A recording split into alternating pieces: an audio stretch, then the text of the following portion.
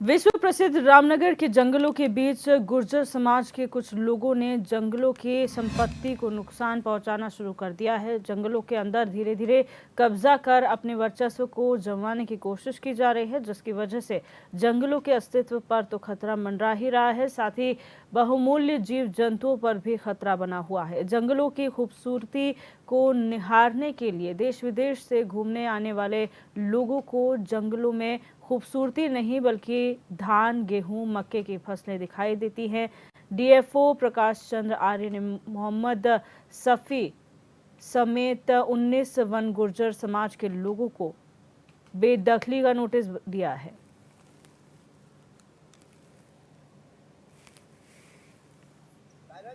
तराई पश्चिमी वन प्रभाग की आमपोखरा रेंज में बहुत सारे गुज्जर हैं जो अलग अलग हमारे ब्लॉक्स और कंपार्टमेंट्स में रह रहे हैं और उनके द्वारा लगातार वन भूमि पर अतिक्रमण का प्रयास किया जाता रहा है और आगे बढ़ाते हुए जमीन जंगल का सफाया करते हुए और उस पर फसल बोई जाती रही है।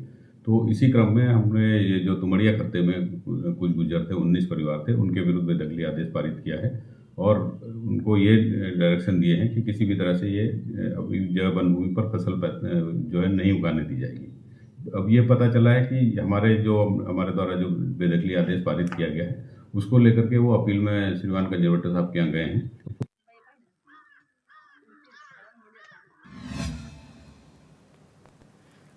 और हमारे संवाददाता सलीम अहमद हमारे साथ फोन लाइन पर जुड़ चुके हैं। सलीम, क्या जानकारी है पूरे मामले में आपके पास?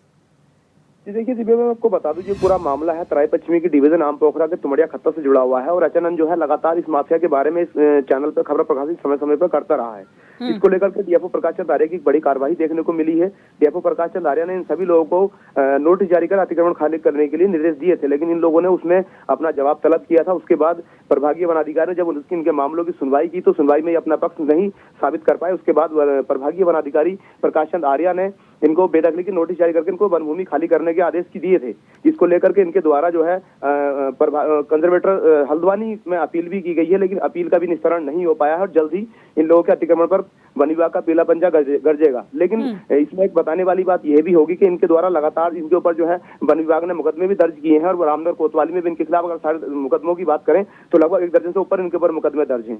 और ये लोग जो है लगातार जंगलों को नुकसान पहुंचा करके हरे पेड़ पौधों को नष्ट करके खेती करने का काम कर रहे थे, जबकि वन गुजरों को खेती करने की अनुमति नहीं होती है। इनकी जो परमिशन दी जाती है वन विभाग के द्वारा वो परमिशन मात्र जानवरों के मुंह चुगान की होती है, लेकिन ये लोग अपनी दमंगई के बल पे कहिए इसको या प्रशासन की मिली भगत से कहिए इसको, उसके बाद ये लोगों ने अतिक्रमण किया बड़े पैमाने पर। उसके बाद उसमें फसल बो करके ये लोग जो है जंगलों को लगातार नुकसान पहुंचाते आ रहे हैं। जी अच्छा, ये जो वन गुर्जर अतिक्रमण कर रहे हैं आखिर किसकी शय पर? आपने कहा दबंगई, आखिर वन गुर्जर दबंगई कैसे दिखा रहे हैं? अगर किसी का शय नहीं है और उनको परमिशन नहीं है तो आखिर हो कैसे रहा है कि लगातार डीएफओ नोटिस भी दे रहे हैं, वन विभाग नोटिस दे रहा है, उसके बाद भी हटने को तैयार नहीं है?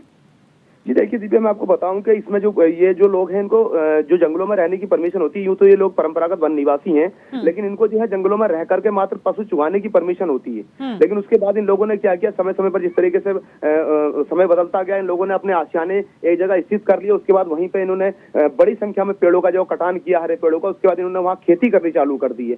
वन विभाग ने समय समय पर इन पर कार्रवाई करने का प्रयास भी किया है। 21 मई 2015 को इस पूरे अतिक्रमण को तत्कालीन जो डीएफओ थे उस समय पर राहुल वर्मा, उनके द्वारा हटा दिया गया था, लेकिन उसके बाद इन लोगों ने दोबारा फिर अतिक्रमण किया है उसके बाद में।